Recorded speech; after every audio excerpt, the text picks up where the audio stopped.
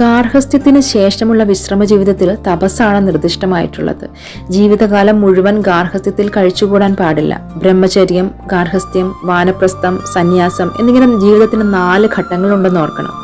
അതുകൊണ്ട് ഗാർഹസ്ഥ്യത്തിൽ നിന്ന് പിന്മാറണം. 100 കൊല്ലം ജീവിക്കുന്ന ഒരാൾക്ക് 25 കൊല്ലം ബ്രഹ്മചാര്യത്തിനും 25 ഗാർഹസ്ഥ്യത്തിനും 25 വാനപ്രസ്ഥത്തിനും 25 സന്യാസത്തിനും നീക്കിവെക്കാം.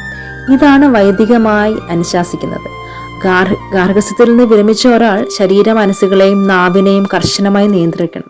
ഇതാണ് തപസ്യ. വർണ്ണാശ്രമ ധർമ്മ വ്യവസ്ഥയുടെ ലക്ഷ്യം തന്നെ തപസ്യയാണ്. അതില്ലാതെ ഏതൊരാൾക്കും മുക്തി ലഭിക്കില്ല.